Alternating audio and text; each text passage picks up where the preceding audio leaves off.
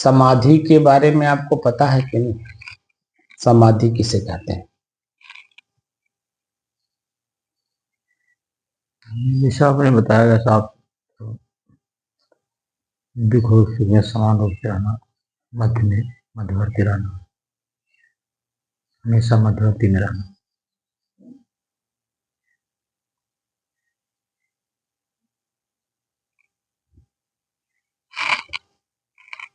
समाधि की स्थिति क्या होती है?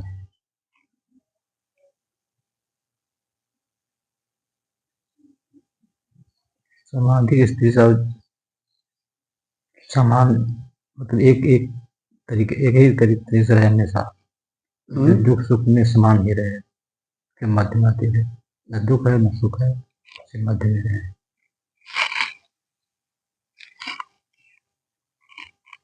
एकादशी का क्या मतलब होता है? एकादशी का बताते हैं कि सब इंद्रियों के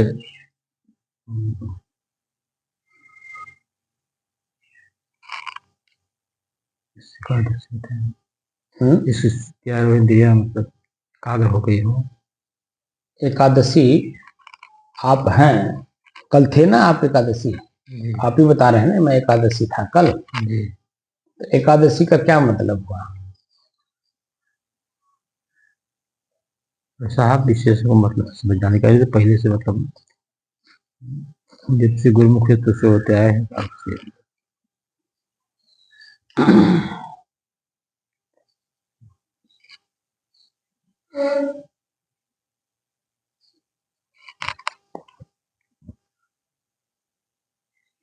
इसलिए अन्न नहीं खाना चाहिए, चावल में दोष है, खाने में दोष है।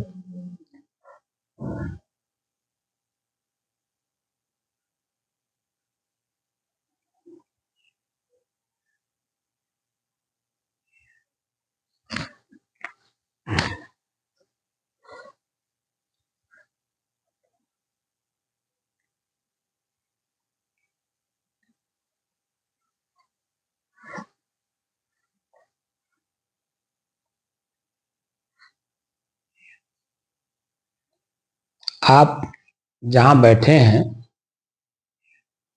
एक ध्यान कक्ष है और इस ध्यान कक्ष में ध्यान करने की विधि बताई जा रही है और उस ध्यान विधि में सीख करके उसको दैनिक जीवन में प्रयोग भी करना है। जो बच्चे, मैं बार बार कह रहा हूं, जो बच्चे स्कूल में पढ़ने जाते हैं घर से,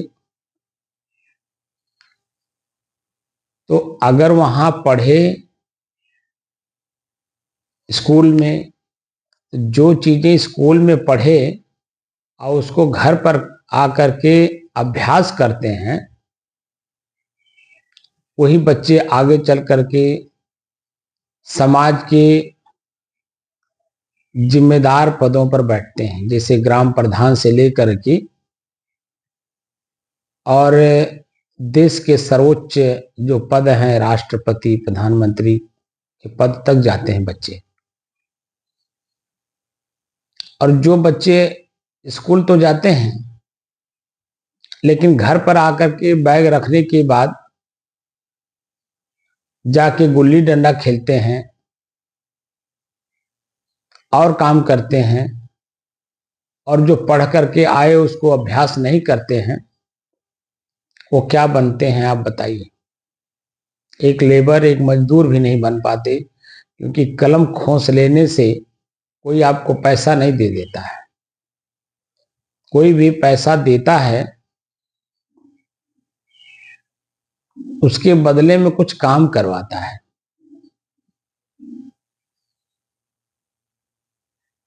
बिना काम करवाए कोई पैसा देता है मजदूरी के रूप में? नहीं देता है। क्यों नहीं देता है? काम करेंगे तभी देगा सर। काम करेंगे तभी देगा। आप भी एक अपने घर के मालिक हैं, मकान बनवाए होंगे, जो लेबर आपके अनुरूप काम करता है उसी को ही रोज आप बुलाते हैं। और जो आपके अनुरूप काम नहीं किया उसको शाम को हिसाब कर देते हैं। सही गलत? जी। तो सभी लोग अपनी अपनी मजदूरी लेते हैं। मजदूरी मतलब वेतन। राष्ट्रपति का भी अपना वेतन है, प्रधानमंत्री का भी अपना वेतन है, और जब उनका वेतन है तो उनके नीचे जितने भी लोग काम कर रहे हैं सबका वेतन है कि नहीं? जी। तो वेतन किस बात का लेते हो भाई? काम करोगे तो वेतन मिलेगा, नहीं काम करोगे तो कैसे मिलेगा वेतन? यहां आपको क्या सिखाया जा रहा है? साधने के लिए, बस में करने के लिए। तो क्या बस में करना है? एक बार मैंने आपको बताया था, और ये समाज में आप भी जानते हैं, सभी लोग एक दूसरे को उदाहरण भी देते हैं, लेकिन पालन कितने लोग करते हैं? गिनती के कोई इक्का दुक्का। जैसे एक तारा है या तमूरा है, आपने देखा होगा कि उसमें तार लगे रहते हैं। तो तार इतना टाइट ना कर दीजिए कि टूट जाए, तार इतना ढीला न कर दीजिए कि वो बजबे न करे। तो करना क्या है? उसको मध्य में रखिए, मध्य में। तो मध्य में वही रख पाता है जो सतर्क और सावधान रहता है। ज्ञानी होते हुए भी जो सतर्कता और सावधानी बरतता है वही मध्यमार्गी होता है। ज्ञानी का मतलब होता है मध्यमार्गी। ज्ञान का मतलब जानकारी होता है। जानकारी होने के बाद जीवन को कैसे हम ढालें अपने, क्योंकि जो पहले की आदतें हैं उन आदतों से मैं अगर सुखी हुआ होता तो उन्हीं आदतों को छोड़ करके यहां क्यों आए?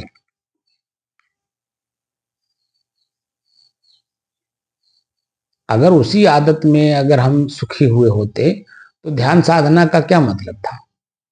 कोई मतलब है? बोलिए। नहीं, सब उससे विपरीत होकर के आए। उन सबको करके आप उससे संतुष्ट नहीं हुए। जी। जब संतुष्ट नहीं हुए तो सुखी कैसे होंगे? सुखी का मतलब होता है कि वह काम दोबारा ना करना पड़े। अब यहां आए हैं तो जो सुनी सुनाई बात है या पढ़ी पढ़ाई बात है वही तो मन है। मन क्या है? मन कोई ठोस वस्तु तो नहीं है। पढ़ लिया गया या सुन लिया गया, और जो आदत में हमारे हमारे परिवार के लोगों ने आदत डलवा दी, समाज के लोगों ने आदत डलवा दी, वो आदत ही को तो छोड़ना है। बस में करने का मतलब क्या हुआ? पूर्व के जो आदत हैं उन आदतों में सुधार होना। तो सिर्फ सुरती, बीड़ी, गांजा, भांग, तंबाकू यानी जो दुर्व्यसन है, मद्य चीजें हैं, जो नशा की चीजें हैं, वही भर नहीं न छोड़ना है। हमें जो कुछ भी ये महसूस हो कि इसके द्वारा हमें कष्ट मिल रहा है, उन सब चीजों पे अपनी पकड़ बनानी है। तो पकड़ कब बनता है? जब हम सतर्कता और सावधानी रखते हैं और चेतना में रहते हैं। तो एकादशी का मतलब हुआ है 10 इंद्रियां, 11वां मन जो अपने बस में कर ले, वो एकादशी है। असली एकादशी तो यहां है। और हम लोगों को क्या बता दिया गया? ये किसने बताया हम लोगों को कि एकादशी रहो? शरीर, अब आपको खुद अनुभव हो रहा होगा कि शरीर में जो चीजें कम होती हैं, जो तत्व कम होता है, वो तत्व ही हमें परेशान करता है। बैलेंस करने के लिए। भूख क्या है? भूख एक रोग है ना। तो रोग क्यों है? क्योंकि शरीर जब तक रहेगा तब तक इसे भरपूर भोजन चाहिए हर तरह का, तभी तो आप इसमें संतुष्ट रह पाएंगे। शरीर आपका हिष्ट पुष्ट रहेगा, किसी भी काम को करने के लिए बल ताकत देगा, शारीरिक रूप से भी और मानसिक रूप से भी। शरीर ही जब रोगी रहेगा तो आप इसी में रह करके क्या कर रहे हैं आप? क्योंकि आप, शरीर तो आप ही का है, आप ही को इसका देखरेख करना है, क्योंकि आप ही को इससे लाभ उठाना है, चाहे वो आध्यात्मिक हो चाहे व्यवहारिक हो। लाभ कौन उठाएगा? शरीर से। जो जिस शरीर में है वही तो। इतने ज्ञान की बातें चर्चा में कर दिया कि शरीर एक साधन है, न कि साध्य। साधन जब सही रहेगा तभी तो साध्य हमें सही रूप से प्राप्त होगा। मोटरसाइकिल है, जब सभी तरह से वो बैलेंस रहेगा तभी तो आपको मंजिल तक पहुंचाएगा। मोटरसाइकिल में किसी भी प्रकार के छोटा सा नट बोल्ट भी अगर कहीं निकल जाए उससे, तो भी आप अपनी मंजिल तक नहीं पहुंच सकते। इसका मतलब है कि सब कुछ ओके होना चाहिए। तो आप समाधिस्थ होना चाहते हैं, तो समाधि का मतलब मैंने बताया था, सम धन आदि। सम माने बराबर, आदि माने सुख और दुख, दोनों के मध्य में रह करके जो जीवन को जिए, अपनी मंजिल तक शरीर को पहुंचाए। मंजिल क्या है शरीर का? मृत्यु। और साधक का मंजिल क्या है? स्वरूप स्थिति। सामान्य जनता मृत्यु को इंतजार करती है, लेकिन साधक मृत्यु का इंतजार नहीं करती है, बल्कि वह स्वरूप स्थिति में हमेशा लीन रहता है। शरीर प्रारब्धानुसार है, प्रकृति के अधीन है, वो जब उसका मर्जी करेगा ले लेगा। एक बहाना उसको चाहिए किसी न किसी प्रकार से। जो हमारे बुजुर्गों ने एक शब्द दिया है, हिले रोजी बहाने मौत। प्रकृति किसी न किसी बहाना बना करके आपके शरीर को छीन लेती है आपसे, क्योंकि आप देना नहीं चाहते। और जो साधक है, जिसको हम संत कहते हैं, वह तो हमेशा 24 घंटा अपने उसी स्वरूप में स्थित रहता है। उसको किसी प्रकार से किसी प्रकार का दुख, पीड़ा और आत्मग्लानि, पश्चाताप कुछ नहीं होता है। वो सिर्फ अपने प्रारब्ध भोग को भोगता है। जो कुछ भी सामने पड़ता है उसे भोग लेता है कि भैया ये मेरा ही दिया हुआ, मेरा ही कर्म है। बस वो अपने आप में बिल्कुल शांत स्थिति में बना रहता है। इतनी ऊंची चीज को प्राप्त करने के बाद आप 3-3 घंटे बैठ ले रहे हो, मन इंद्रिय शरीर अपने बस में 3 घंटे तक करके स्थितिवान बने हो, और अभी भी वही पुरानी लकीर के फकीर बने हो। अब यहां आज मैं आप लोगों को बताने वाला था, विचार शब्द क्या है। विचार शब्द के बारे में आपको कुछ पता है? प्रयोग तो रोज 10 बार करते होंगे, अपने बेटे से कहते होंगे, नाती से कहते होंगे, पतों से कहते होंगे, या समाज के जो भी लोग आपसे मिलते होंगे उनसे भी बातचीत में कहीं ना कहीं एक आध बार विचार शब्द का प्रयोग जरूर हो जाता है। दिन भर में कम से कम तो 20 बार जरूर हम लोग बोल लेते हैं। लेकिन क्या उस विचार शब्द के बारे में हम जानते हैं जो दूसरे को बता रहे हैं या चर्चा में शब्द का प्रयोग कर रहे हैं? विचारना माने बीनना। क्या बीनना? जो उसमें जो शब्द के बारे में बात करना है आपस में, इस पे मतलब उसका विचार करना, मतलब उसमें क्या सही है, क्या करने लायक है, क्या नहीं करने लायक है, इसका विचार करना। ये व्यवहार में चलता है। अभी कुछ हम लोगों को पता नहीं है। पता तो तब चलता है कि शब्द कैसे बना, किस धातु से बना, और प्रयोग किस जगह होता है, प्रयोग करने वाले की स्थिति क्या होती है, हम लोगों को पता है।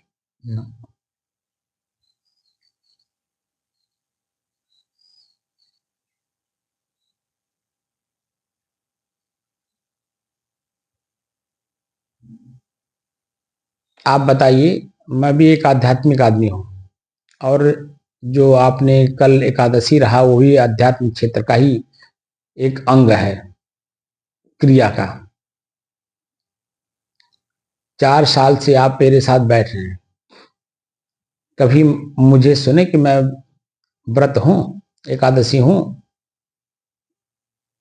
वैसा वैष्णव लोग, आप यहाँ वैष्णव, कबीरपंथी या हिंदू, मुस्लिम, सिख, ईसाई की बात नहीं हो रही है।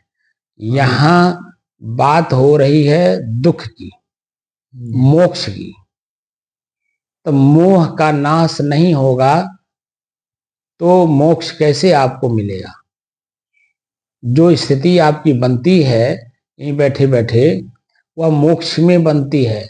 वहां कोई किसी प्रकार का, आप न हिंदू हो, न मुसलमान हो, न सिख हो, न ईसाई हो, ना वैष्णव हो, ना कबीरपंथी हो।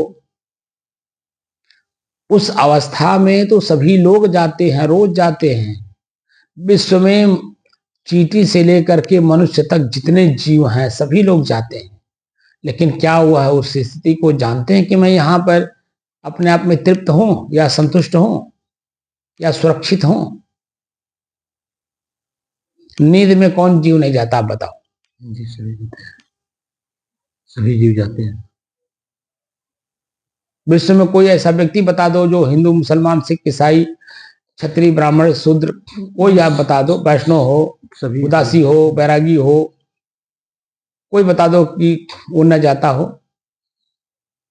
या किसी की बपंसी हो, बता दीजिए, ये भी बता दीजिए।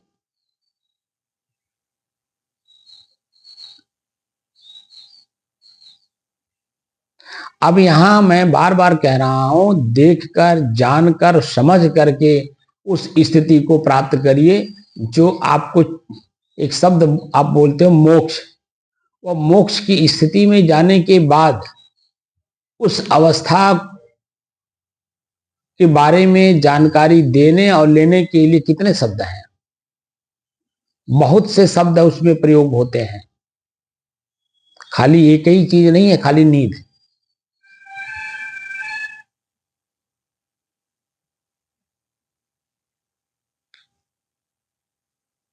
इसलिए शरीर एक साधन है, साधन को तंदुरुस्त आप ही को रखना है। जब आपकी शरीर की स्थिति आपको जानकारी है, क्योंकि जब आप ध्यान में बैठोगे, भूख लगा रहेगा, तो क्या वो स्थिति आने देगा? बोलिए। भूख की भी चिंता लगेगी, क्योंकि भूख को तो जीते नहीं है, तो वो स्थिति आने भी नहीं देगा। क्योंकि पेट में दर्द होगा, अब बार बार वृत्ति जो मन की है वो उसी पे जाएगा।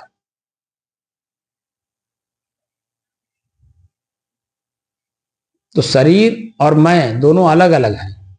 आपका काम है अपने शरीर को सुरक्षित रखना।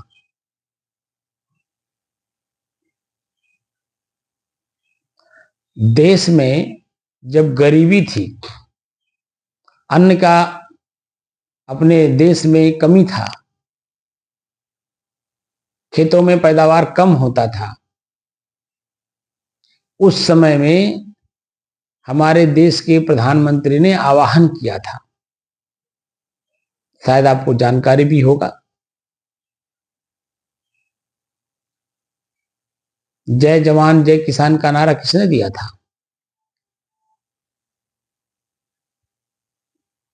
तो वो इसीलिए एकादशी व्रत का पालन करने के लिए बोले कि एक दिन अगर आप भोजन नहीं करोगे, तो वो एक गणित उन्होंने लगाया कि एक दिन में अगर इतने लोग अगर भोजन नहीं करेंगे तो इतने लोगों का भरण पोषण हो जाएगा। बात आप समझे? तो वह तो देश काल परिस्थिति बस प्रयोग किया गया था, वह आपको मुक्ति नहीं देगा। एक टाइम या एक दिन आप भोजन नहीं करेंगे तो उस दिन का भोजन गरीब लोगों को, जिसको भोजन बिल्कुल नहीं मिल रहा है हफ्ते भर में, उनको एक दिन का भोजन मिल जाएगा। जब देश आजाद हुआ था तब कितने करोड़ जनता थी? 70 के आसपास थी। अब 70 करोड़ जनता अगर एक दिन उपवास करेगी तो 70 करोड़ तो पूरा तो उपवास करेगी नहीं। उपवास तो या व्रत या एकादशी वही लोग रहेंगे जो कुछ धार्मिक होंगे। बात समझ रहे हैं जी। और धार्मिक भी वही भी खाली हिंदू।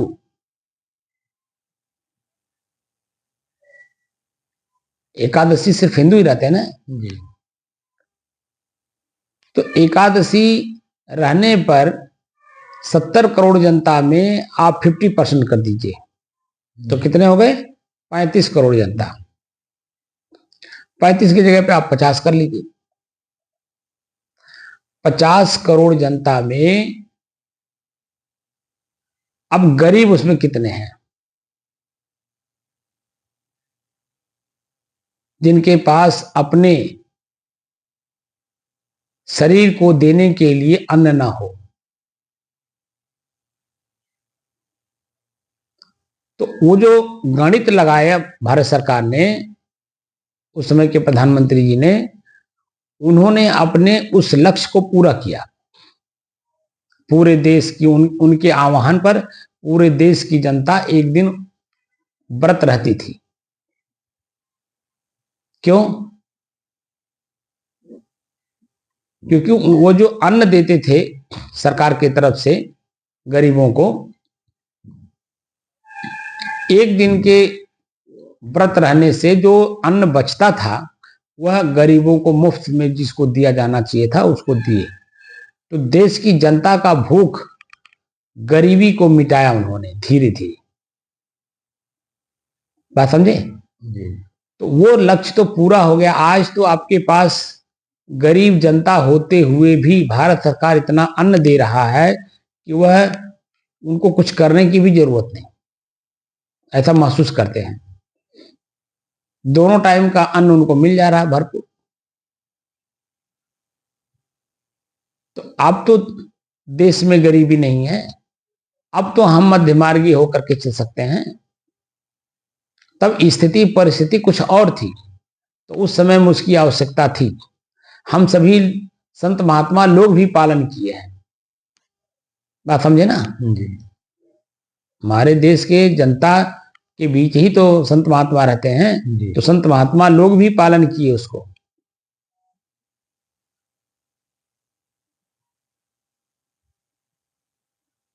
लेकिन अब वह स्थिति परिस्थिति नहीं है, तो अब हम मध्यमार्गी होकर के चल सकते हैं।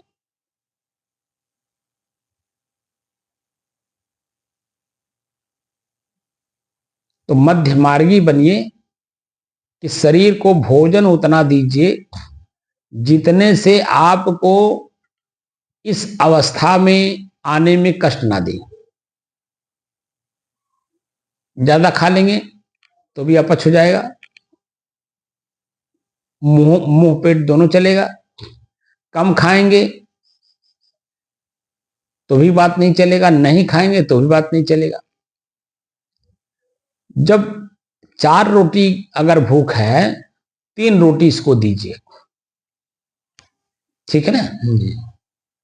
तो 3 रोटी देने से आलस, निद्रा, जमुहाई से बचेंगे, चेतना में रहेंगे। काम दिन में कोई भी काम आप कर रहे हैं तो उसमें किसी प्रकार का कोई दिक्कत परेशानी नहीं आएगा, परिणाम में मतलब कोई गलती नहीं हो पाएगी, क्योंकि चेतना में रह के काम कर रहे हैं।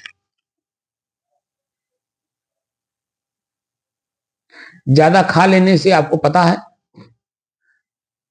पेट में भोजन ज्यादा होने से नसें खिंचाव में आ जाती हैं और खिंचाव में आने के बाद हमारे मन मस्तिष्क की जो स्थिति है वो शून्य होने लगती है, वो चेतना रहने नहीं देता, तो उसको कहते हैं नींद आने लगता है। अगर 10 मिनट 15 मिनट तक आप करवट नहीं बदलते हैं, मतलब करवट बदलने का मतलब है विश्राम की स्थिति। अब विश्राम की स्थिति में जैसे आप आएंगे आपको नींद आ जाएगी, पता नहीं चलेगा कि 1 घंटा 1.5 घंटा कैसे बीत गया। और जब नींद से जागते हैं तो चंचलता ज्यादा बढ़ जाती है, अरे लेट हो गया। और लेट होकर के जब हम मन में इस बात को लेकर के कि लेट हो गया और काम को करना शुरू कर देते हैं तो ही गलती होने लगता है। बात समझ रहे हैं? तो बहुत सी ऐसी व्यवधान उत्पन्न करता है कि पूछिए मत। और ये सब घटना आपके साथ घट चुकी है, ऐसा नहीं कि नहीं घटी है, और रोज यही घटता है।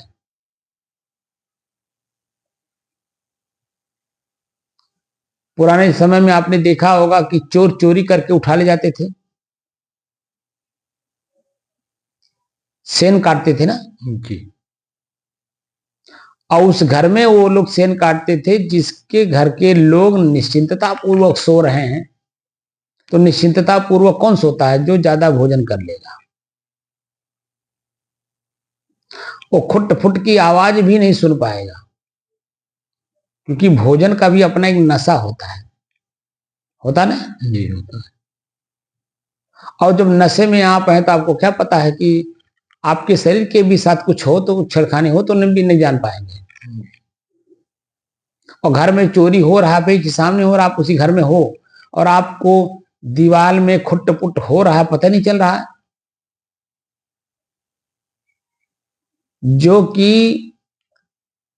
जिस व्यक्ति को नींद नहीं आता है, चेतना में रहते हैं, वह आप देखेंगे कि कहीं भी कुछ भी होता है, कुत्ता भी अगर भौंक देता तो भी वो बाहर निकल करके देख लेते, भाई कुत्ता क्यों भौंक रहा है, क्या बात है। बात समझ रहे हैं कि नहीं? और जो लोग निश्चित होकर के सो रहे हैं, दीवार पे ठुक ठाक हो रहा है, उनको अपने महसूस नहीं होता कि कहीं कुछ ठुक ठाक हो रहा है, और चोर चोरी करके लेके चला जाता है। जब सवेरे नींद खुलती है तो देखते हैं कि वो तो सेन कटा हुआ है। पश्चाताप करते हैं, बोले निधड़क होकर के सो रहे हैं। तो कम खाओ गम खाओ, दोनों बात है। ज्यादा न खाओ और बिल्कुल न खाओ। तो मध्य मार्गी हम लोगों का जो ज्ञान है वो मध्य मार्गी बनने के लिए है। क्योंकि शरीर जैसे स्वरूप स्थिति में कह दूं कि यही स्वरूप स्थिति है, इसी स्थिति को स्वरूप स्थिति कहते हैं, इसी अवस्था को मोक्ष कहते हैं। तो क्या उसके बाद आप इस शरीर में नहीं रहेंगे? क्या शरीर को छोड़ देंगे आप? तभी भी आपको रहना होगा प्रारब्ध के अनुसार। और जो वो शब्द हम बताएंगे कि इसी अवस्था को मोक्ष या स्वरूप स्थिति या कैवल्य दशा कहते हैं। उसी अवस्था में फिर 24 घंटा रहना होगा, वो अभ्यास करना होता है। जब छोटी छोटी चीजें जिनमें हम 24 घंटे तक नहीं याद कर पा रहे हैं तो बड़ी चीजों को कैसे उसमें स्थिर कर पाएंगे? क्योंकि ये आंख जैसे देखता है, किसी भी चीज को देखता है तो फट से तुरंत वहीं वो रिएक्शन कर देता है। कान जो शब्द सुनता है रिएक्शन करा देता है। शरीर के अंदर में किसी भी प्रकार की जो हलचल होती है वो रिएक्शन करा देती है। जैसे खुजली शरीर में हो रही है, कहीं भी किस शरीर के किसी भी अंग में, आप जैसे खुजली महसूस होती है तुरंत जन्म अंगुली से खजुलाना शुरू कर देते हैं। जो कि ज्ञान ये कहता है तुरंत मत खजुलाइए, दृष्टा भाव में उसे देखिए। खुजली था नहीं तो आया कहां से? और ये कितने देर तक ठहरेगा, और फिर ये 24 घंटा इसे खुजलाएगा या शून्य भी हो जाएगा। तो क्या उससे पता चलता है कि अपनी जो स्थिरता, हमने बताया कि मन की एकाग्रता, स्थिरता एवं शांति का अनुभव, 3 चीज बोलता हूं ना जी। तो उसमें जो स्थिरता शब्द है, स्थिर, स्थिरता का आभास कैसे होगा कि मैं तीनों काल में हूं। ये खुजली तीनों काल में नहीं है, लेकिन मैं तीनों काल में हूं, इसका आभास कैसे होगा।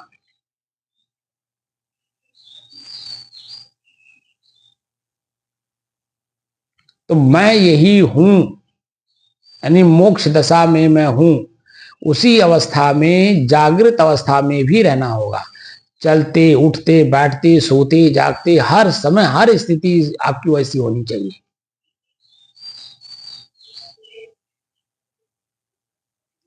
तब आपकी मोक्ष दशा, कहीं भी शरीर अगर आपका छूटेगा किसी भी परिस्थिति में, तो शरीर छूटेगा लेकिन आपका पुनर्जन्म नहीं होगा, तभी तो मोक्ष हुआ। जी। और अगर पुनर्जन्म हो गया तब कौन मोक्ष।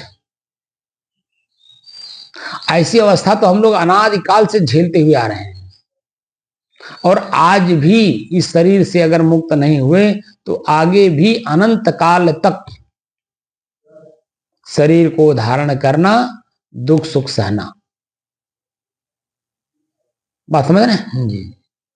तो दुख सुख हम ना सहन करें, यही मोक्ष हो जाए, तो मोक्ष का मतलब हुआ कि शरीर को न धारण करना। तो शरीर के सभी अंगों को अपने बस में करके ही आप अपनी अवस्था में रह पाएंगे 24 घंटा। इसलिए आंख से देखिए, तो जो पूर्व में अभ्यास हुआ है, ये मेरा बेटा है, ये मेरी पतोह है, मैं बार बार कह रहा हूं, तो किससे आप देख करके, सुन करके, समझ करके, किससे आप उसकी मानंदी माने हुए हैं, शरीर से ही तो। जी। और शरीर की आसक्ति टूटी नहीं। जो मैं शब्द बोलता हूं सुनते जरूर हो, लेकिन उसका होमवर्क नहीं करते हो। तो होमवर्क किए बिना, घर पे अभ्यास किए बिना ये कहिए कि बच्चा पढ़ ले और समाज का एक जिम्मेदार पर्सन बन जाए, तो क्या संभव है। वही व्यक्ति समाज का जिम्मेदार पद पे आसीन हो पाता है जो 24 घंटा उसी में लीन रहता है। अब डीएम भी एक आदमी है, अगर वो डीएम पद पर है तो डीएम का क्या दायित्व है, उस पद का क्या गरिमा है, उसको अगर वो 24 घंटा बना के नहीं रखेगा तो क्या उस पद पर 1 महीना 2 महीना 1 साल 1.5 साल 2 साल तक रह पाएगा। बोलिए। 24 घंटा उसे उसी स्थिति में रहनी पड़ती है, और रहनी ही वैसी बना के रखना पड़ता है उन्हें। उन्हें हमेशा चैतन्य होकर के रहना होता है, और हम अपने परिवार के मुखिया होकर के भी चौकन्ना नहीं है। तो बता दीजिए कैसे वो स्थिति बनेगी।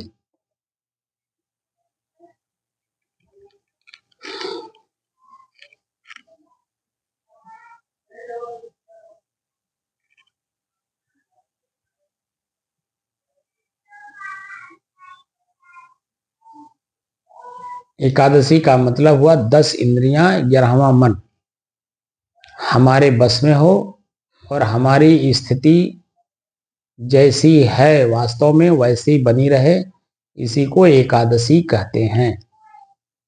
उपवास व्रत करना जो शब्द है, वो शब्द बहुत ऊंची कीमत, ऊंचा अर्थ लिया हुआ है, लेकिन उसका प्रयोग कहाँ कराया जा रहा है ये हम लोग जान ही नहीं पाए। व्रत का मतलब प्रतिज्ञा करना होता है, उपवास का मतलब होता है उप माने निकट, वास माने बैठना, उसके निकट बैठना। किसके? जो मेरी ख्वाहिश है, जो मेरी इच्छा है। ऐसे लोगों के संग में बैठने से हमारी वही इच्छा पूरी होती है जो मेरे अंदर में है। तो एक संत के सानिध्य में आप बैठे हैं, संत का मतलब होता है जो अपने मन इंद्रिय शरीर को अपने बस में करके शांत स्थिति में बना हुआ हो, उसे ही तो संत कहते हैं। जी। ऐसे के सानिध्य में भी आने के बाद अगर वह स्थिति नहीं बनी, या तो संत में कमी है या तो अपने में कमी है। कहीं न कहीं कमियां हैं, तो कमी को दूर कौन करेगा? जिसको इच्छा है वही उस कमी को दूर करेगा। हमारे गुरुजी हमको बताते गए, हमारी ख्वाहिश थी कि मैं कौन हूं को जानूं।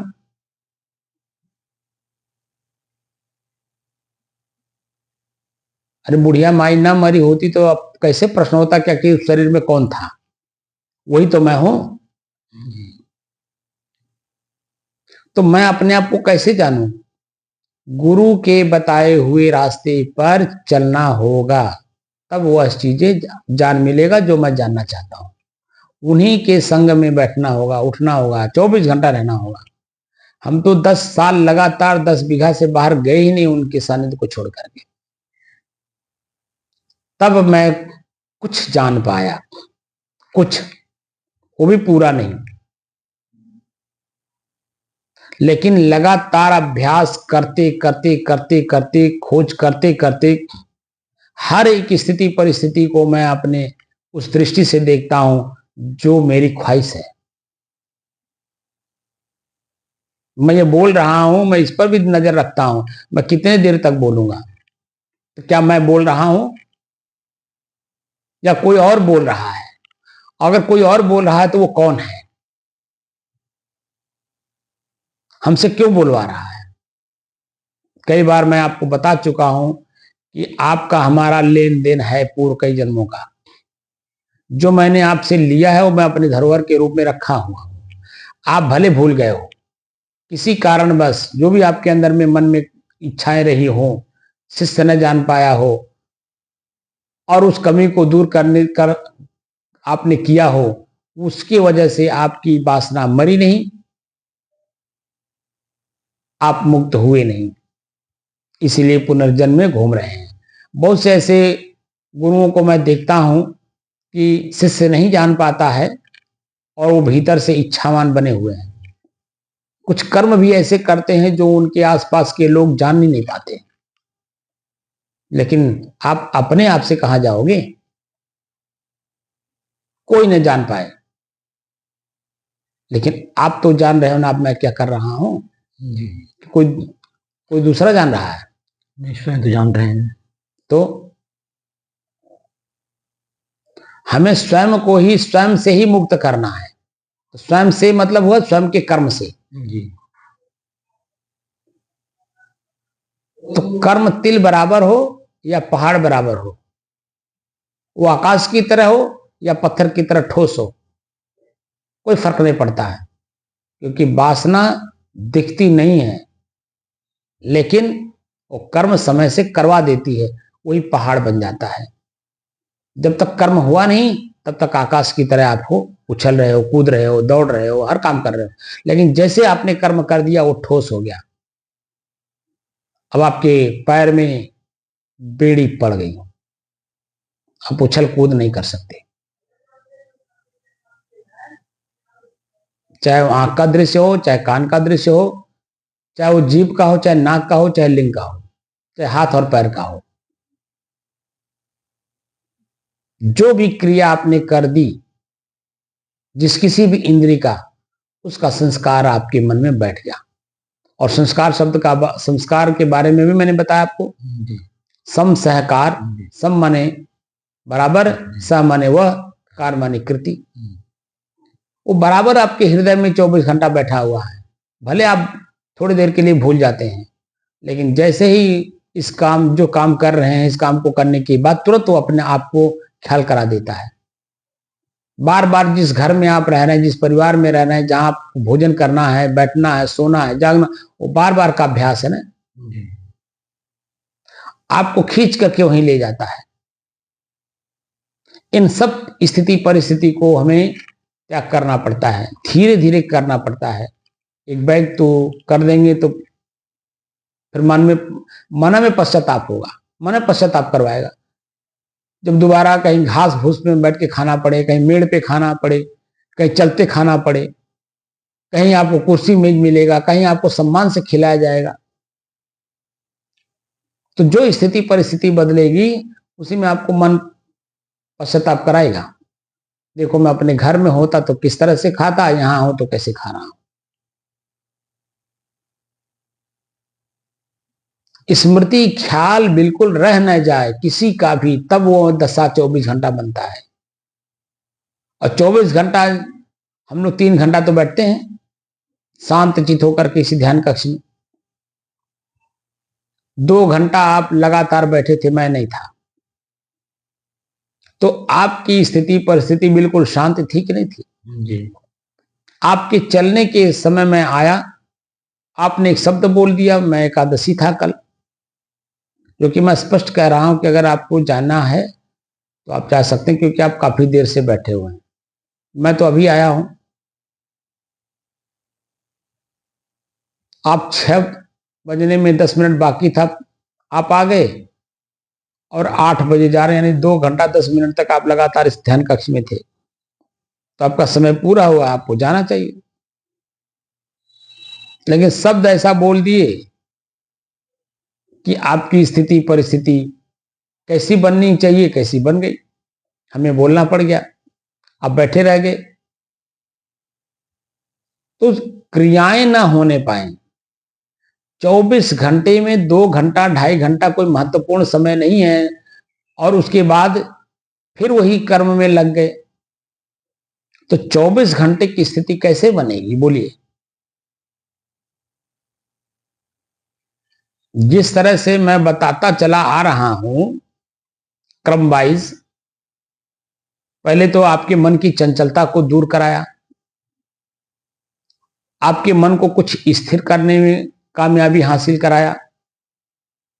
तो स्थिर जब मन हो तो समझदारी बढ़नी चाहिए, और समझदारी ये होती है कि वो काम दोबारा ना होने पाए।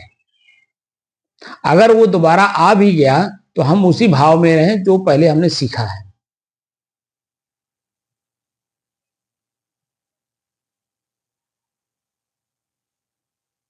तो जो सीखा हुआ भाव है उसमें जब रमेंगे, तब न पहले वाली जो आदतें हैं उससे धीरे धीरे मुक्ति मिलेगा।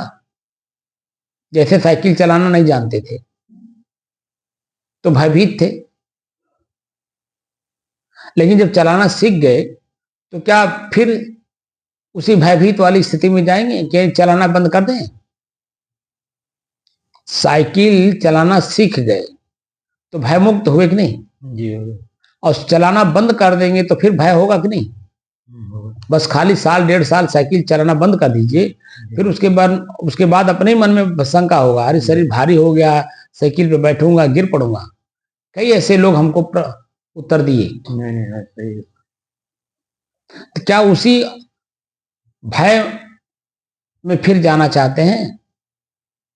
क्या भय मुक्त होना चाहते हैं? तो भय मुक्त होने के लिए हम लोग अभ्यास कर रहे हैं। साइकिल चलाने का मतलब क्या हो? भय मुक्त होना चाहते हैं। किससे? कि किसी भी जगह हम कैसे जाएं, वहां संसाधन नहीं है, कैसे जाऊंगा, वहां टेम्पो नहीं चलता, चलता भी है तो भर लेता है तब जाता है, कितनी देर में भरेगा कोई पता नहीं है। शहर से आउट एरिया में जाने के लिए या आउट एरिया से शहर में जाने के लिए जिस जगह पे आप खड़े हैं या जिस जगह पे आप हैं उस जगह से आपको आगे जाना है, तो संसाधन नहीं है तो या तो पैदल चलिए या तो बैठ करके इंतजार करिए। अब इंतजार करते समय आपके पास कितना समय व्यतीत होगा, कितने समय में वो आएगा संसाधन कौन पता है। लेकिन जब साइकिल चलाना सीख लिए हैं, उसी साइकिल से घर से निकलिए। भले हम अन्य संसाधनों की अपेक्षा थोड़ा लेट पहुंचेंगे, लेकिन लौटते समय हमें बैठ करके इंतजार नहीं करना पड़ेगा, या जाते समय भी हमें कहीं किसी स्थान पे जाके खड़ा होकर के इंतजार तो नहीं करना पड़ेगा। हम जितने देर में इंतजार करने में खड़े रहेंगे उतने देर में हम वहां मंजिल पर पहुंच जाएंगे। सही है गलत? ये सही है, बिल्कुल सही।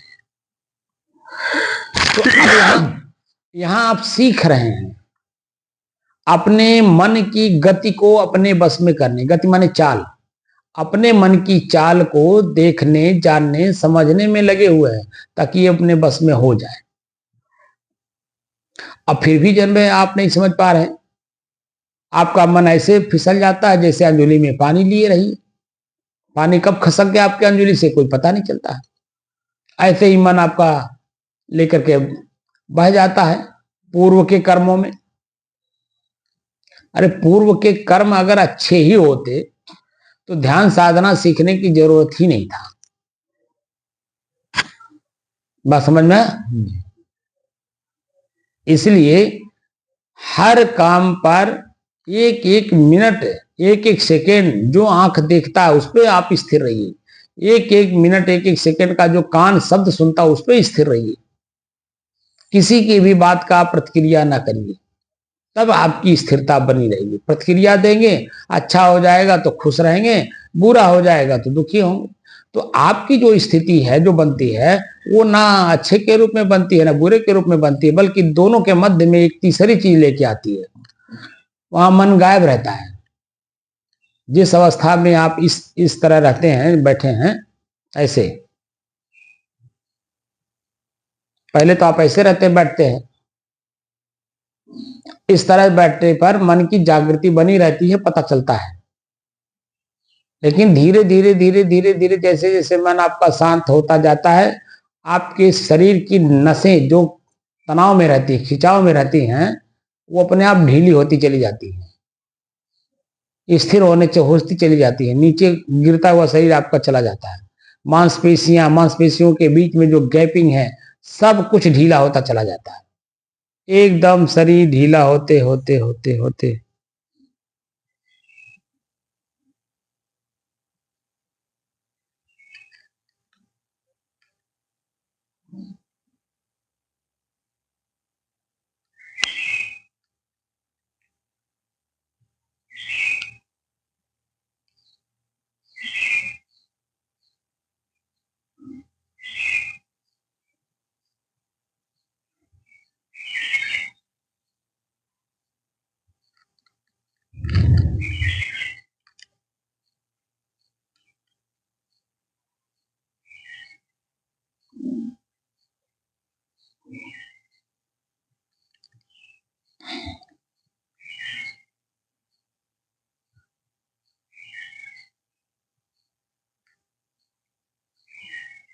जब इस अवस्था में आ जाते हैं तो आप बता दीजिए कि आपका मन वहां जागृत रहता है ना?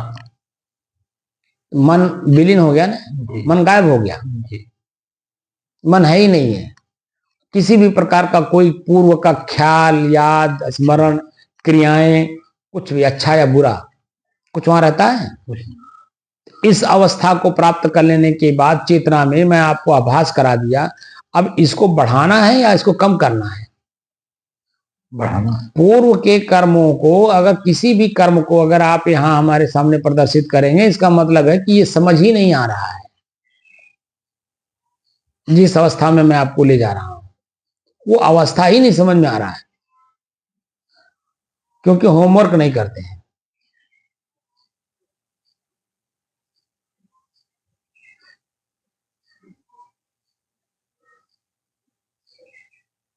इसीलिए जो बिचौलिए लोग हैं, जो समाज में विकृतियां पैदा हो गई, एक दूसरे को देख करके ईर्ष्या जो मन में आने लगा, ये मन का पूर्ण बस में न होने का परिणाम है।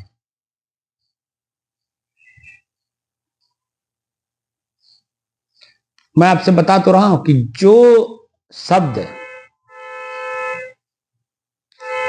आप यहां पढ़ते हैं वही शब्द अपने अपने भाषा में, अपने अपने क्रियाओं में सभी लोग पूरे विश्व में आपस में काम करते हैं। पानी पीना है तो ही आप अपने भाषा में बोलते हैं, बाबू जरा पानी पिला दे।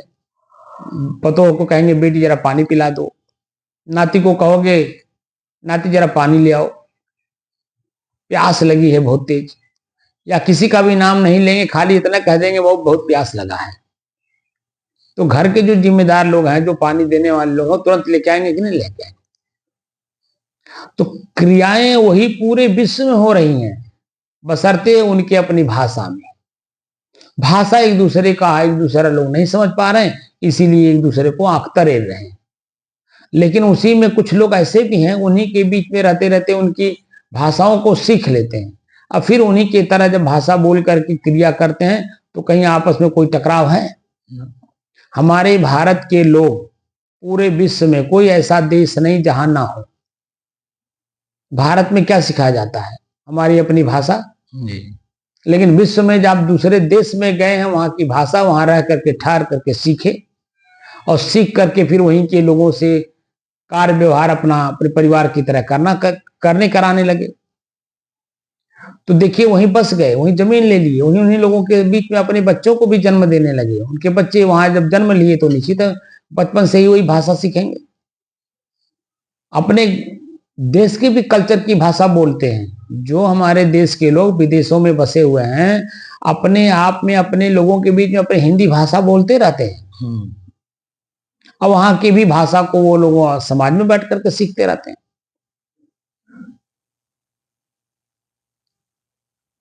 तो भाषा खाली सीखना होता, क्रियाएं तो वही हैं। वो कोई सबको लग रहा है, वही नींद लग रहा है, वही मान अपमान लग रहा है, ठंडी गर्मी लग रही, सब कुछ वही है। इसी को कहते हैं समाधि, कि सब कुछ देखिए, जानिए, समझिए। सदगुरु कबीर साफ साफ कहते हैं, समझ बूझ जड़ हो रहे, बल तज निर्बल हो, कहीं कबीर ता संत का पला न पकड़े कोई। वहां संत का शब्द का प्रयोग किया है, साधु का, गृहस्थ का, विद्वान का, किसी का नहीं किया है, संत का किया है। तो संत किसको कहते हैं? जो अपने मन इंद्रिय को अपने बस में करने में लगा हो, लगा ही नहीं हो बल्कि उसको पूर्ण करके शांत स्थिति में बना रहा हो।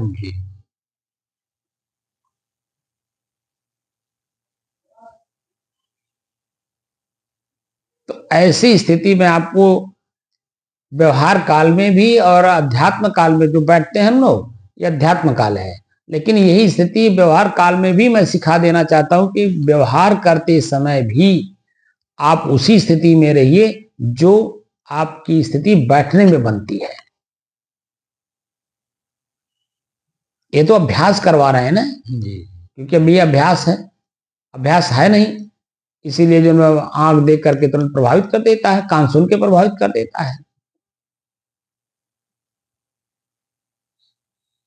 मेरी जो अपनी स्थिति है वो स्थिति से वो भिन्न बना देता है, अच्छा बुरा मान करके।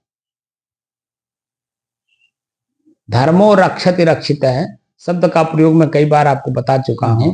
उसी स्थिति को धर्म कहते हैं, स्वभाव को। स्वभाव, स्वयं माने स्वयं, भाव माने कीमत। स्वयं की कीमत स्वयं में ढूंढनी है। हमारी कीमत क्या है अपने आप में? तो अपने आप की कीमत वही है जब आप बिल्कुल मन से कुछ सोचेंगे नहीं, जो स्थिति बनती है वो स्थिति आपकी कीमती है। तन थिर मन थिर सूरत नीरत थिर हो, कहीं कबीर ता पलक ही कल्प बराबर हो। एक कल्प के बराबर आपकी वो स्थिति को बता दिया गया, कबीर साहब ने बताया।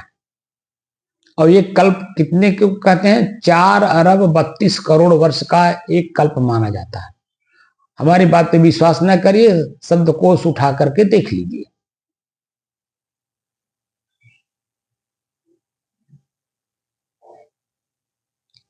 क्योंकि शब्दकोश मेरे घर में बनता नहीं है। उस समाज के विद्वत जन एकत्रित होते हैं, बैठते हैं, विचार विमर्श करते हैं, और तब जाकर के शब्दकोश बना करके हमारे और आपके बीच में किताब के रूप में दे देते हैं।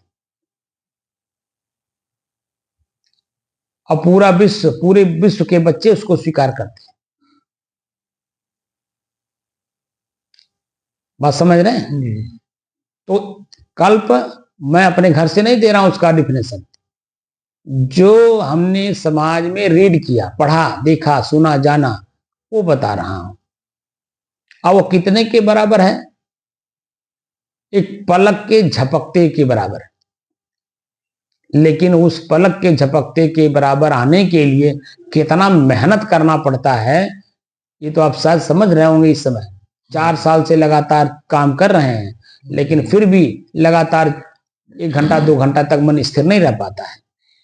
जी क्योंकि इतने कबाड़ भर लिए हैं हम भीतर में, इतनी भीड़ इकट्ठा कर ली है पहले से, उसे हम खाली नहीं कर रहे हैं। अपने आप का अकेलेपन का एहसास नहीं हो रहा है हर जगह।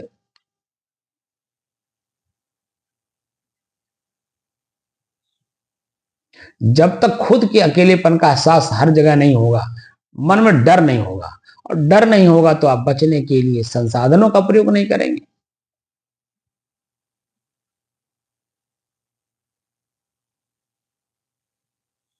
भय मुक्त होना है ना, तो भय मुक्त होने के लिए मैंने एक शब्द बताया था ना, गीता के 16वें अध्याय में प्रथम श्लोक में प्रथम शब्द में ही अभयम शब्द का प्रयोग किया गया है। अभयम निर्भय रहना, तो कह देने मात्र से निर्भय कोई हो जाएगा? उसका साधन बताया, अभयम सत्व संशुद्धि। निर्भय वही रह सकता है जिसका हृदय पवित्र होगा। जो दिन रात गालियां देता हो, दूसरे की निंदा चुगली बुराइयां करता हो, वो निश्चिंत रह पाएगा, निर्भय रह पाएगा? बोलिए, नहीं रह पाएगा।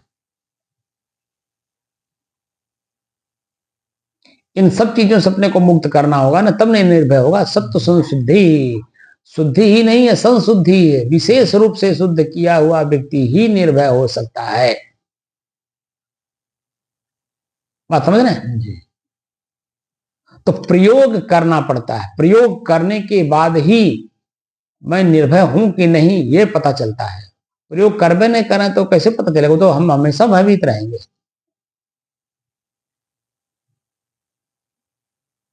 जब तक किसी चीज का ख्याल नहीं आ रहा तब तक भयभीत नहीं होंगे, लेकिन जैसे ही ख्याल आएगा किसी भी समय, तुरंत भय आपके मन में आ जाएगा।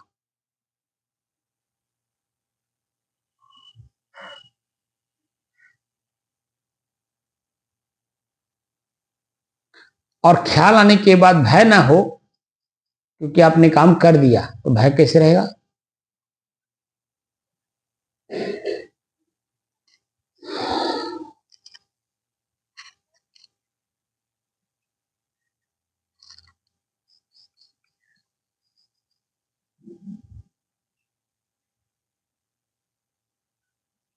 तो एकादशी का मतलब समझे? 10 इंद्रियां जागृत अवस्था में यानी चेतना अवस्था में रह करके 10 इंद्रियों को और 11वां अपने मन को अपने बस में करने में जो लगा हो उसे क्या कहेंगे? जो एकादशी व्रत रहते हैं उनको क्या कहते हैं? व्रती कहते हैं। व्रती कहते हैं ना। आप यहां साधक शब्द का प्रयोग हो रहा है। साधक वही है जो अपनी साधना में रत हो, लीन हो, वही अपने व्रत को पालन कर रहा है, प्रतिज्ञा पूरा कर रहा है। व्रत माने प्रतिज्ञा होता है। व्रती का मतलब होता प्रतिज्ञा करने वाला।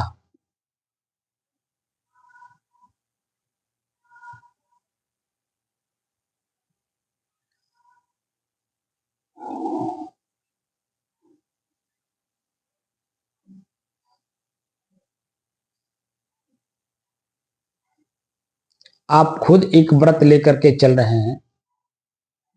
मैंने जब पूछा कि आपका लक्ष्य क्या है तो आपने क्या कहा? मोक्ष। तो मोक्ष शब्द पे अभी पहुंचे नहीं तो खुद व्रत धारण किए हुए हैं ना। तो मोक्ष जब तक दिखाई ना दे महसूस ना हो जाए तब तक कैसे मालूम कि मैं मोक्ष में हूं, मेरा व्रत पूरा हुआ? अभी तो आप रास्ता चल रहे हैं, यानी व्रत कर रहे हैं आप। तो इस व्रत को पालन करने में दूसरे व्रत की जरूरत नहीं है। एक समय में एक ही व्रत पूरा किया जाता है।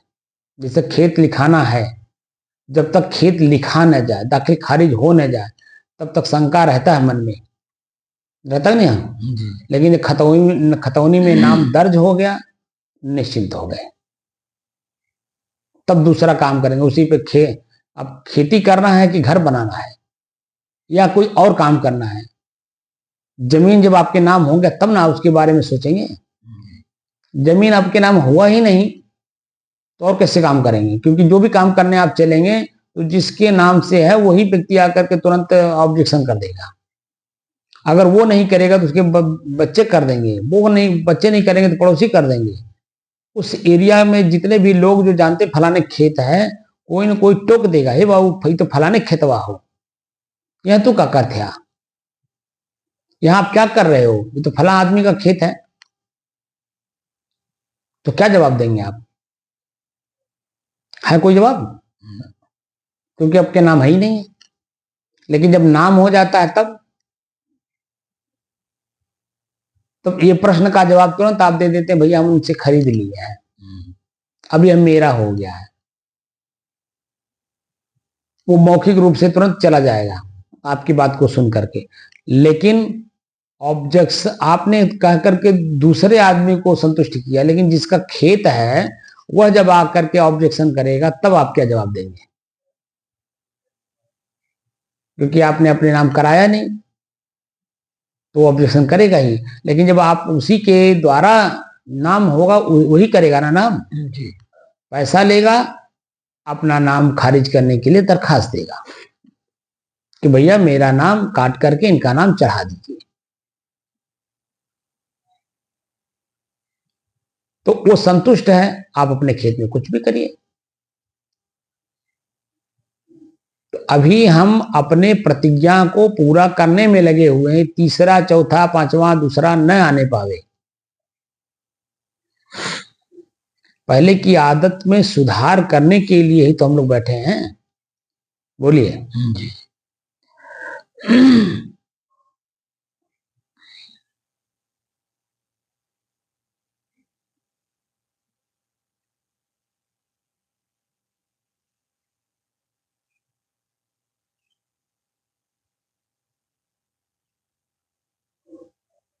10 इंद्रियां 11वां मन, इसी को एकादश कहते हैं। और जो इस एकादश को पालन करने में लगे उसको एकादशी व्रत कहते हैं कि भैया एकादशी व्रत है। तो आप अपने इस 80 साल के जीवन में कोई एक इंद्री बताइए जो आपके बस में हो। कहाँ बस में हो?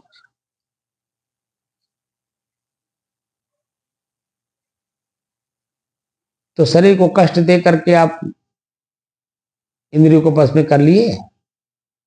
एक दिन के उपवास रहने से, भोजन न देने से शरीर को होता है एक मन का भ्रम है, सामाजिक भ्रम। मैंने कहा ना कि प्रधानमंत्री क्या नाम था उनका, लाल बहादुर शास्त्री जी। तो लाल बहादुर शास्त्री जी एक आध्यात्मिक आदमी थे, बात समझे ना जी। उन्होंने देश से आह्वान किया कि एक दिन व्रत आप लोग जरूर रहिए, और सभी लोगों ने स्वीकार किया। और स्वीकार किया तो देश की गरीबी धीरे धीरे धीरे आज की जो प्रधानमंत्री के पद पर बैठे हुए हैं नरेंद्र मोदी जी, उन्हीं लोगों का देन है जो आज देश खुशहाल है। अगर पूर्व के प्रधानमंत्री लोग अपने अपने समय में अपने अपने समय के स्थिति परिस्थिति को समाज के सामने न रखे होते तो क्या आज देश खुशहाल होता? जिस खुशहाली का मतलब विकास। विकास कब होता है? जब हमारे अपनी आवश्यकताओं की पूर्ति होने वाली जो सामग्रियां हैं उनसे हम परिपूर्ण होते हैं। तब खेत कब खरीदा जाता है? घर में खाने को नहीं है, क्या खेत खरीदने के लिए पैसा कहां से आ जाएगा? घर में खाने के लिए पर्याप्त संसाधन हो गया पूरे साल भर के लिए। ओढ़ने के लिए रजाई, चद्दर, कंबल, बिछाने के लिए गद्दा, उस पर चद्दर, पहनने के लिए कपड़े भरपूर मात्रा में हो जाता है। तब पैसे बचाते बचाते हम खेत खरीदते हैं, जमीन खरीदते हैं। एक बिस्सा हो कि 1 बीघा हो कि 100 बीघा हो। जब एक्स्ट्रा पैसा आपके पास बचता है तब ना आप दूसरा काम करते हैं। विकास उसी को न कहते हैं जी। जब देश में कुछ था ही नहीं, खाली संसाधनें थी, तो संसाधनों को ही, जो संसाधन वर्तमान में थे उन्हीं संसाधनों से देश को आगे बढ़ाना था। तो धीरे धीरे धीरे धीरे धीरे धीरे करके आज 75 से ऊपर वर्ष हो गए देश को आजाद हुए, तो 5-5 साल सभी प्रधानमंत्रियों ने अपना अपना योगदान दिया। अपने अपने योगदान से समय के साथ देश के लोगों के साथ कदम से कदम मिला करके, और देश के लोग उनके साथ कदम से कदम मिला करके देश को आगे बढ़ाए। आज जो रोड बन रहे हैं, एयरपोर्ट बन रहे हैं, पुल बन रहे हैं, 4 लेन बन रहे हैं, एक्सप्रेसवे बन रहे हैं, वो किसकी देन है? जब हमारे पास संसाधन भरपूर हो गया तब उसकी देन है। बात समझ रहे हैं नहीं? ऐसे ही हम अपने इंद्रियों को बस में करने में लगे, एक एक इंद्रिय को। शुरुआत कहां से करें ये आपके ऊपर निर्भर करता है। अब लक्ष्य तो बनाए हैं बहुत बड़ा, मोक्ष मिल जाए। अब मोक्ष में बाधक जो आपका शरीर है, और शरीर के अंग हैं, और उसके ऊपर आपका मन, उसके ऊपर आपका चित्त, उसके ऊपर आपकी बुद्धि, उसके ऊपर आपके कर्मों के संस्कार। आपको शांत चित्त 24 घंटा रहने नहीं दे रहा।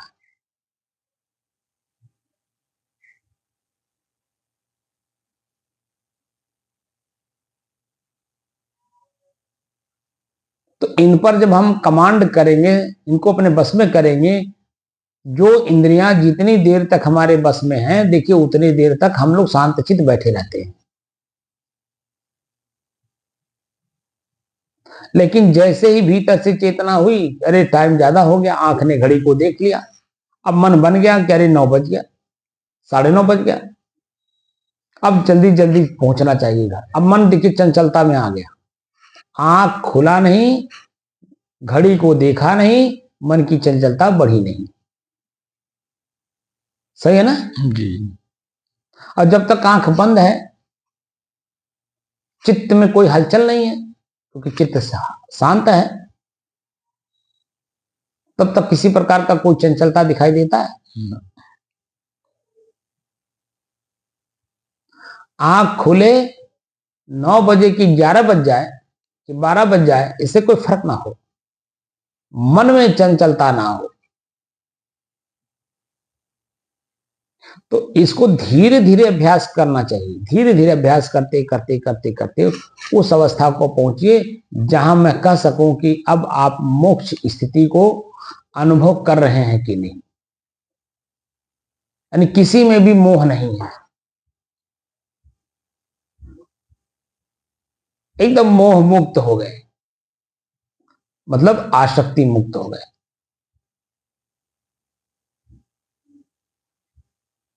तब स्थिरता दिखाई देता है।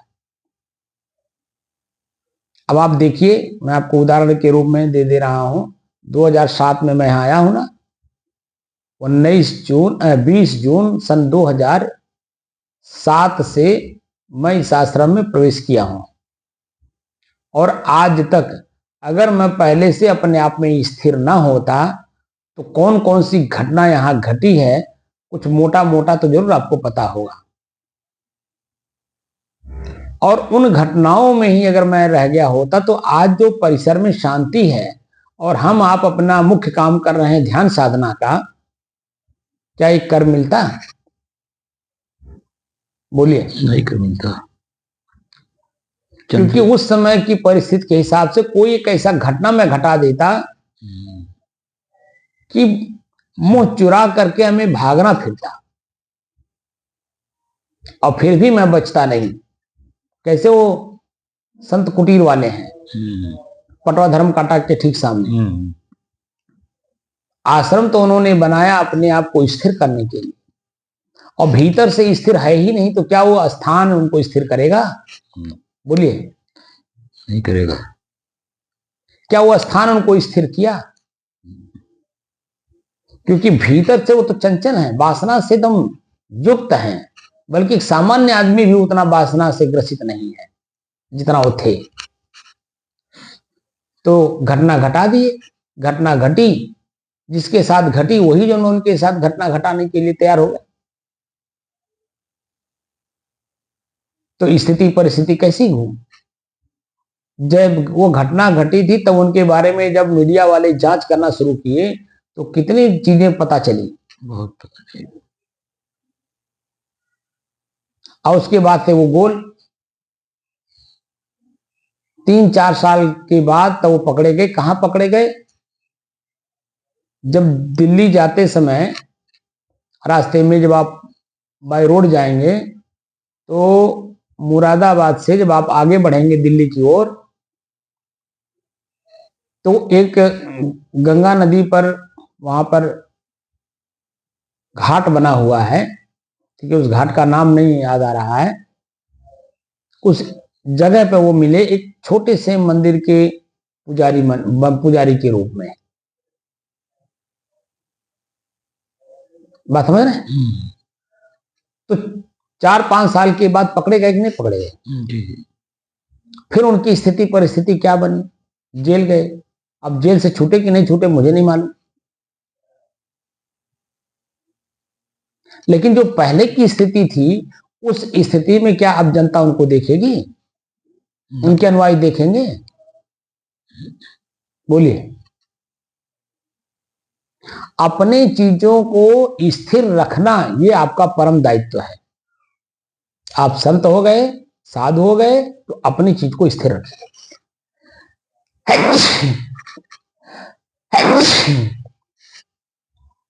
अगर आप स्थिर हैं तो निश्चित है कि समाज आपके साथ स्थिरता वाला व्यवहार करेगा।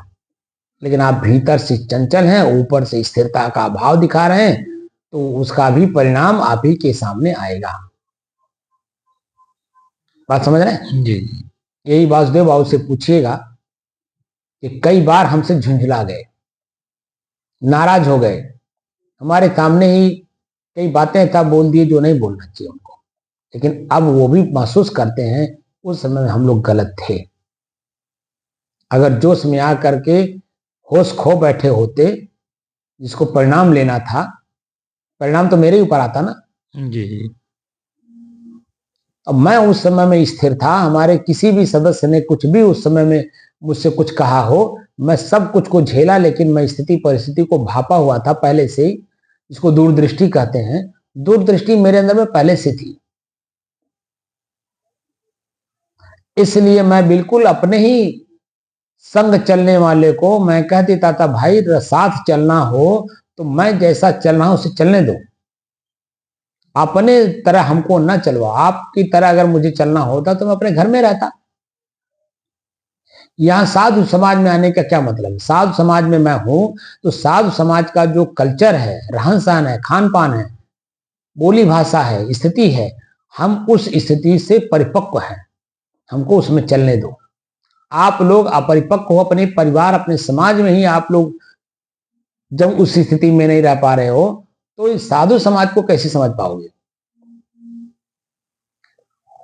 भाई जो अपने ही घर परिवार के माता पिता, उनके रहन सहन, उनके खान पान, जो जात बिरादरी है, समाज, उसके साथ ही आप समझदारी के साथ नहीं चल पा रहे हो, तो साधु समाज तो बहुत बड़ा समाज है, उनकी भाषा परिभाषा को कैसे समझ पाओगे आप? मैं उसमें काफी समय से रह रहा हूं, तो मेरा काम है ना उसको हम लेकर के चलें। आम आदमी को तो पता नहीं, और उसी का परिणाम है कि देखिए बैठ करके हम लोग ध्यान साधना कर रहे हैं और सबको कहते हैं भाई आश्रम में आओ, कुछ देर के लिए बैठो हमारे साथ, जो मन में तनाव लिए हुए हो उस तनाव से मुक्ति अपने आप को पाओ।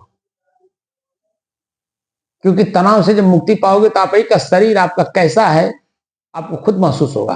तनाव में जी रहे हो, उसी शरीर में हो, तो पता चल रहा है कि हमारा शरीर कैसा है। रोगी है ना जी। शुगर है, ब्लड शुगर है, प्रेशर है, ब्लड प्रेशर है,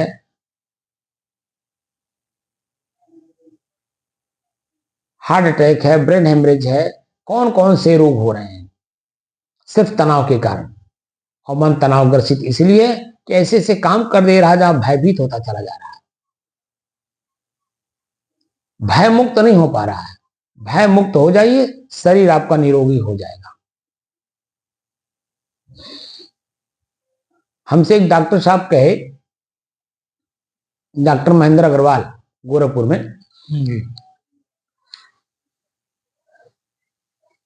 उन्होंने हमसे कहा कि महाराज जी आप ध्यान सिखाते हैं। मैंने कहा, एक जगह उनको मैं ले गया, कैंप लगवाया उनसे, तो कैंप में मैं भी उपस्थित था, वो भी उपस्थित थे। कैंप के बाद उन्हें काफी समय, 2-3 घंटे के बाद कैंप में ही बैठे हमारे पास, तो कहे कि महाराज जी आप ध्यान सिखाते हैं, मेडिटेशन सिखाते हैं। मैं कहा तो हमसे कह रहे हैं यहाँ ये जितने मरीज आ रहे हैं ना, इनको मेडिसिन की जरूरत नहीं है, इनको मेडिटेशन की जरूरत है। आप इनको ध्यान सिखाओ, क्योंकि तनाव में जी रहे हैं, तनाव में जो जीता है उनको, उनके ऊपर दवा भी असर नहीं करता है। ये शब्द है उनका, जो कि उम्रदराज है, वो 60 से एबव है वो, और समाज में वो प्रतिदिन मरीजों को देखते हैं। नांगलिया हॉस्पिटल है गोरखपुर में, उसी के डॉक्टर हैं वो।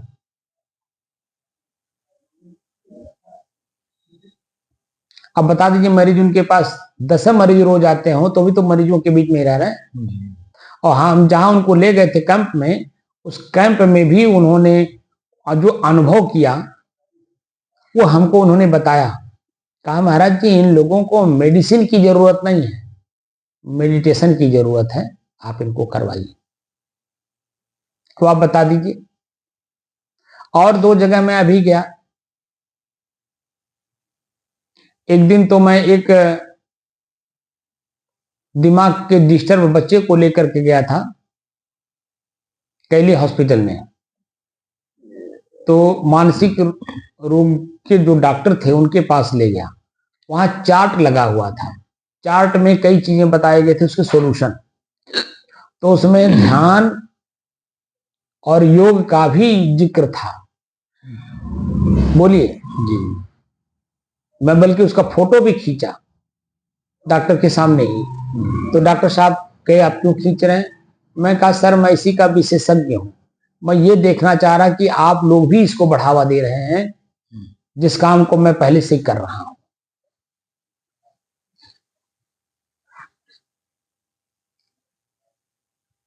एक दिन मैं जिला अस्पताल पे गया अपने बस्ती, कुछ ठंडी लग गया था हमको, ठंडी का दवा लेने गए थे। तो एक अपने परिचित वहां हैं, फार्मासिस्ट हैं, अनुज यादव। तो उनके पास मैं गया, मैं कहा कि हमको ठंडी लग गई है, हमको दिखवा दीजिए। तो एक डॉक्टर के पास वो ले गए, जो शांत चित्त बैठे हुए थे। उनके जहां बैठे थे वहां भी एक चार्ट लगा हुआ था, उस चार्ट में भी ध्यान और योग के बारे में लिखा हुआ था। उसका भी मैं फोटो ले आया।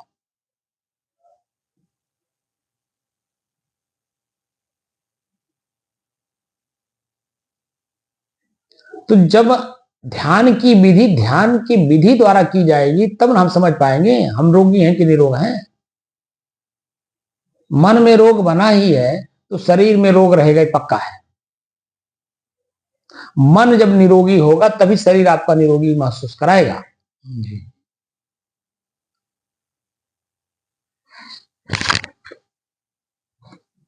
और मैं जो है मन का जो रोग है वही पकड़ करके चल रहा हूं कि मन में कौन कौन से रोग हैं, किस किस जगह प्रयोग करता है मन हमारा, अपने ही रोग को प्रयोग करता है समय समय से।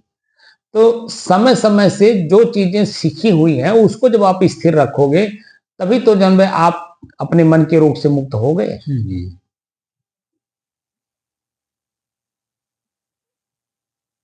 साइकिल का उदाहरण मैंने दिया कि जब आप पहले तो आप भयभीत हुए देख करके, लेकिन जब आप आदत डाल लिए, सीख गए, और सीखने के बाद हम उसको रख देंगे, नहीं चलाएंगे, तो फिर क्या भय मुक्त होंगे कि भयभीत रहेंगे? साल भर ना चलाइए तो देखिए फिर भयभीत हो जाएंगे। अभी जैसे वो आपके वर्तमान में आप ले लीजिए, वासुदेव जी आपसे उम्र में कम होंगे, है कि नहीं? कितनी उम्र होगी उनकी? उनकी उम्र लगभग 65-68 तो हुआ। 70 मान लेते हैं, हाँ, मोटा मोटा। मोटा मोटा। तो तभी भी 10 साल आपसे छोटे हैं ना। जी। अभी देखिए वो साइकिल नहीं चलाते हैं, जो कि जब वो मुंशीगिरी करते थे तो साइकिल चलाते थे, जी। साइकिल चलाना जानते हैं। मैं एक दिन उनसे पूछा कि आप साइकिल क्यों नहीं चलाते हैं, तो कहें साहब अब आदत तो छूट गई है, अब डर लगता है कहीं गिर ना पड़े, गिर जाएंगे हाथ पैर टूट जाएगा तो पता चला कि जन उलम छोड़ दूलम हो जाएगा। उन्होंने हमसे बताया। वो आपके पड़ोसी हैं? जी। पड़ोस में ही तो रहते हैं आपके, बगल में। वही तो पड़ोस में, बगल का मतलब पड़ोसी हो गए। जी।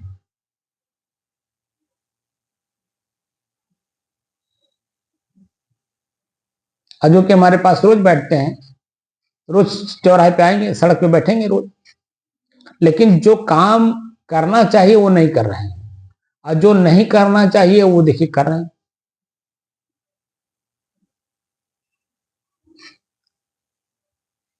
तो आप बता दीजिए कि कैसे आदमी, संग का कोई असर पड़ता है? संग का असर तब पड़ता है जब मन से किया जाता है। मैं एक दिन बताया था आपको, हमारे जो परम पूज्य संत श्री विशाल देव जी जो बाराबंकी जिले में हुए हैं जी। उन्होंने कहा है, स्पष्ट कहा है कि वैराग्यवान के संग बिन होए नहीं वैराग, लेकिन संगत हूं का फल ना मिले बिन साचे मन लाग। बिना मन से सच्चा लगे, ये कहिए कि उनका असर उनके ऊपर पड़ जाए, क्या संभव है? रामचंद्र बाबू हमारे साथ 2009 में ही साधु का भेष लिए, और तब से लेकर के रोज आश्रम में उठना बैठना आना जाना खाना पीना सब था उनका, लेकिन मन से वो नहीं लगे, उनकी सुरती नहीं छूट पाई। बताइए। और जो कि साधु का मतलब होता है आध्यात्मिक विद्यार्थी, मैं स्वयं कौन हूं इसको जानने के लिए। तो सुरती बीड़ी गांजा भांग ये क्या करता है? क्या यही मैं हूं? क्या यही मेरा शरीर को स्वस्थ रखता है? बोलिए। कुछ भी नहीं जान पाए। बस उनका तो एक लक्ष्य था, जब भी आश्रम में आते तो कहते भूख लगा है। काम करते अपने खेतों में, अपने घर में, अपने भैंस को छांटा चलाते, उसका गोबर उठाते, सारा काम करते। जब भूख लगता तो मेरे पास भाग के आते, लाओ दो, भूख लगा कुछ ले आए। तो मैं भी समझ गया था उनको कि इनको बस खाली भूख से मतलब है, न कि साफ सफाई से मतलब है। जैसे कहते तैसे मैं पैसा दे देता, अपना ले आते। हाँ, उनमें एक विशेषता अच्छी थी कि वो अपने अकेले नहीं खाते थे, ले आते आश्रम में जितने भी लोग रहते सबको खिला के तब अपना सबको दे देते, तो अपने भी तुरंत लेकर के बैठ के खाने लगते। आपको दे देते ना, आप खाते चाहे ना खाते, उनसे कोई मतलब नहीं, दे दिए बस, आप खाओ चाहे ना खाओ, बस तुरंत अपने लग जाते थे खाने। ये नहीं पूछते थे कि आप क्यों नहीं खा रहे हैं।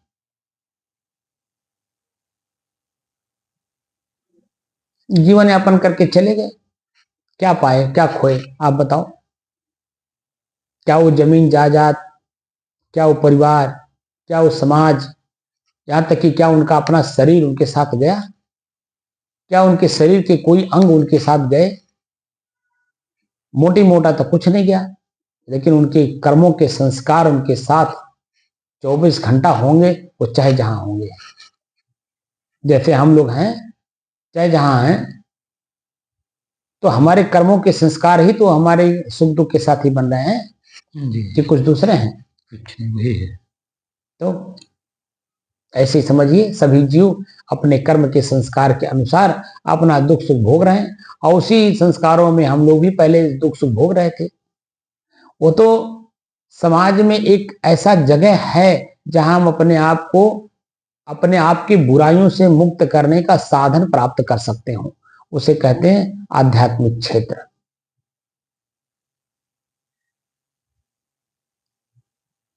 आध्यात्म के क्षेत्र में जब आएंगे, तब जब जो गुण को धारण करेंगे वो गुण आपको सुख दुख का साथी बनेगा। बुराई त्यागेंगे, अच्छाई अपने आप आएगा, और उसी अच्छाई के चलते आपका नाम रोशन होगा। कहाँ? अच्छे लोगों के बीच में। ये भाई फलाने बहुत बुरे थे, लेकिन अब बुराई छोड़ दिए हैं, चलो भाई उनको भी अपने साथ जोड़ लो। तो अच्छे लोग, बुरे का संग आपने छोड़ा तो अच्छे लोग अपने साथ आपको अपना लिए। लेकिन क्या भूख प्यास ठंडी गर्मी से मुक्त करा दिए वो लोग? वो तो ऐसे ही है क्योंकि शरीर में हो। हाँ, ये है कि पहले की अपेक्षा अब बेहतर जीवन हम जी रहे हैं।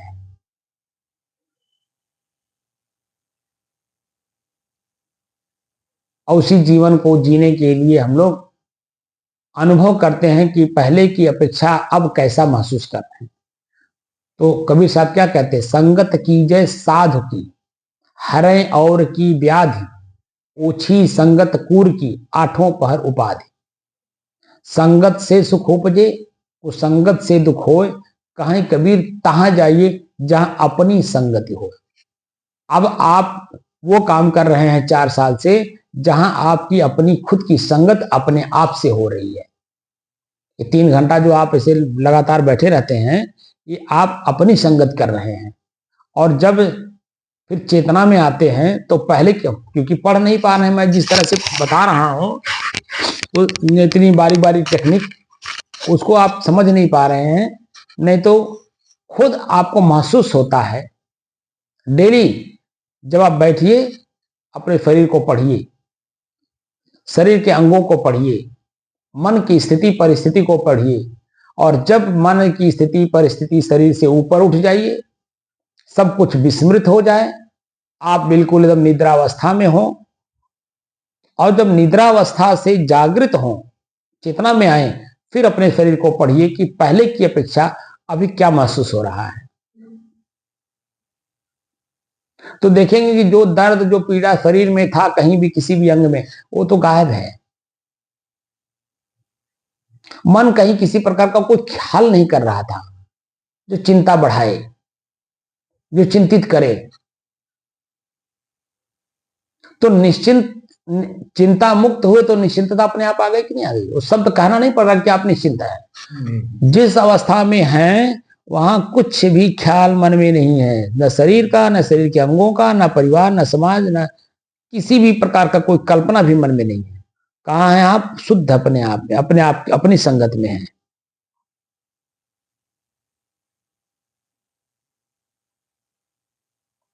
कि जो अवस्था है ना, शुद्ध अपनी संगत है। कहीं कबीर तहां जाइए जहां अपनी संगति हो। अभी यही आपको किसी दूसरे घर में बैठा दिया जाए, क्या इतनी निश्चिंतता से आप बैठ पाएंगे दूसरे के संग में? वहां मन भयभीत रहेगा, पता नहीं कहाँ बैठौले हैं हमें। बातें तो बड़ी बड़ी कर रहे हैं, लेकिन कहीं हमारा मोबाइल में चोरी हो जाए, आंख बंद कर लें, पता चला हमारे शरीर पर का, हमारे कम्बल में गायब हो जाए। तमाम तरह के मन में प्रश्न उठता है। भले हम आंख बंद किए हुए हैं, लेकिन भीतर से निश्चित होकर के नींद में नहीं आएंगे, ऐसे बैठे रहेंगे। सही है कि गलत? लेकिन यहां किसी प्रकार का कोई चिंता फिक्र है, निश्चिंतता है, तब जब आप 4 घंटे तक ऐसे, 3 घंटे तक ऐसे बैठे रह जाते हैं, क्योंकि मन में किसी प्रकार का कोई शंका और भय नहीं है।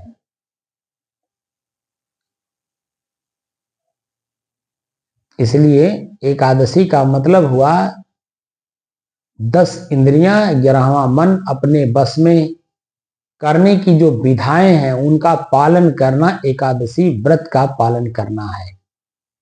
अब समझ में आया?